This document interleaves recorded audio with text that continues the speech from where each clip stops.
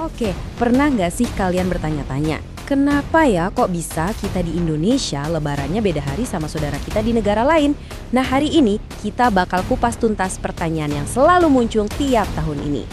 Jawabannya ternyata ada di sebuah perdebatan yang udah berabad-abad lamanya. Perdebatan ini unik banget karena menggabungkan interpretasi keagamaan dengan sains astronomi yang presisi. Yuk kita bedah bareng-bareng. Jadi, pangkal masalahnya itu ada di dua metode utama. Di satu sisi ada yang namanya ruqyah. Ini metode tradisional, lihat langsung bulan sabit baru atau hilal dengan mata telanjang. Di sisi lain ada hisab. Ini pendekatan yang lebih modern, pakai perhitungan astronomi yang super akurat buat nentuin posisi bulan. Tapi sumber perbedaannya yang paling dalam, bahkan di antara yang sama-sama pakai metode melihat bulan, itu mengerucut ke satu konsep kunci, matla. Sederhananya, ini soal zona atau wilayah di mana hilal itu bisa kelihatan. Konsep matla ini melahirkan dua filosofi. Pertama, ruqyah lokal, yang bilang setiap negara atau wilayah punya matlahnya sendiri. Jadi, kalau hilal kelihatan di Arab Saudi, belum tentu berlaku buat kita di Indonesia. Di sisi lain, ada ruqyah global, yang idenya lebih menyatukan. Kalau ada satu saja kesaksian hilal yang sah di belahan bumi manapun, itu berlaku untuk seluruh umat Islam di dunia. Titik. Nah, ini bagian yang paling menarik. Gagasan untuk menyatukan umat Islam sedunia ini ternyata bukan ide baru loh. Justru, ini adalah pandangan yang dipegang oleh mayoritas ulama-ulama besar zaman dulu. Dengerin deh kutipan dari Syekh Abdul Wahab Asy-Sya'rani ini. Beliau mencatat bahwa para imam 4 mazhab itu sepakat kalau hilal sudah terlihat di satu negeri, mau sejauh apapun itu, maka seluruh penduduk dunia wajib mengikutinya. Ini penegasan yang kuat banget. Pandangan yang dikenal dengan istilah Ittihadul Matoli atau penyatuan matla, ini bukan pandangan minoritas.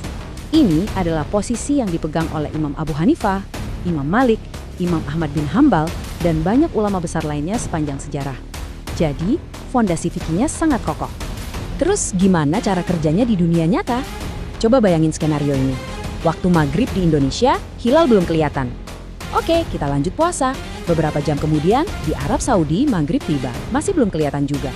Pencarian terus bergeser ke barat seiring bumi berotasi. Nah, pas maghrib di Maroko, atau mungkin di benua Amerika, posisi bulan udah lebih tinggi, dan akhirnya hilal terlihat.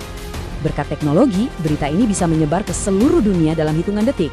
Hasilnya, keesokan harinya seluruh umat Islam dari Indonesia sampai Amerika bisa memulai bulan baru di hari yang sama. Keren kan? Oke, dari prinsip klasik para ulama tadi, kita sekarang beralih ke upaya modern untuk mewujudkan persatuan itu. Inilah yang melahirkan inisiatif Kalender Hijriyah Global Tunggal, atau disingkat KHGT. KHGT ini pada dasarnya itu adalah jembatan antara fikih klasik dengan sains modern. Dia mengambil prinsip Ittihadul Matoli, bahwa seluruh dunia ini satu zona penglihatan, lalu menggabungkannya dengan perhitungan astronomi yang presisi. Jadi bukan lagi sekedar katanya lihat, tapi ada kriteria ilmiah yang jelas dan bisa diukur oleh semua orang. Aturannya cukup simpel dan logis. Pertama, bulan baru secara astronomis harus sudah lahir. Kedua, posisinya harus memenuhi kriteria tertentu, misalnya ketinggian dan jaraknya dari matahari. Ketiga, syarat ini harus terpenuhi di satu tempat di muka bumi sebelum waktu fajar di Selandia Baru, yang jadi patokan batas tanggal global. Kalau semua syarat ini terpenuhi, maka klik! Tanggal baru untuk seluruh dunia terkunci untuk hari berikutnya. Tapi, walaupun kerangkanya udah canggih dan terpadu, ternyata perjalanannya belum selesai. Masih ada satu rintangan terakhir, dan ini letaknya di detail-detail teknis interpretasi. Ini nih, studi kasus yang menarik banget. Ada potensi di tahun 2026, Muhammadiyah dan Diyanet Turki, dua lembaga besar yang sama-sama setuju dengan konsep kalender global, justru bisa punya tanggal awal Ramadan yang berbeda. Loh, kok bisa? Perbedaannya ternyata ada di hal-hal yang sangat teknis. Misalnya soal definisi benua Amerika. Apakah pulau-pulau kecil tak berpenghuni di Alaska itu dihitung? Lalu yang lebih penting, soal konsistensi metode hitung. Apakah kita pakai perhitungan dari pusat bumi atau dari permukaan bumi? Muhammadiyah berusaha konsisten dengan satu metode, sementara Diyanet dilaporkan kadang pakai yang satu, kadang yang lain. Perbedaan kecil di level teknis ini ternyata dampaknya bisa 1 hari penuh. Jadi, kita dihadapkan pada dua pilihan masa depan yang sangat berbeda. Skenario A, kita terus dengan pendekatan lokal yang terpecah-pecah. Hasilnya, ya seperti sekarang, Setiap tahun ada debat, ada ketidakpastian, bahkan bisa ada 3 hari lebaran yang berbeda di seluruh dunia. Atau skenario B, kita bersama-sama berkomitmen pada satu standar global yang konsisten. Hasilnya, kepastian, persatuan, dan kita bisa fokus pada esensi ibadah itu sendiri. Oke, dari semua pembahasan tadi, mari kita simpulkan dalam format ringkasan eksekutif. Anggap saja ini adalah rekomendasi strategis yang kita ajukan kepada Dewan Ulama Dunia. Temuan pertama, landasan historisnya itu super kuat. Mayoritas ulama klasik atau jumhur ulama sejak dulu sudah mendukung standar global. Jadi ini bukan ide baru atau aneh. Temuan kedua, kerangka teknis modernnya juga sudah ada. KHJT ini adalah alat yang presisi dan bisa diandalkan untuk mewujudkan visi para ulama tersebut di zaman sekarang. Temuan ketiga, jadi penghalang utamanya sekarang itu bukan lagi soal prinsip agamanya, tapi murni soal teknis, yaitu belum adanya kesepakatan untuk menerapkan aturan main teknis yang sama persis dan konsisten. Karena itu, rekomendasinya sangat jelas dan hanya satu.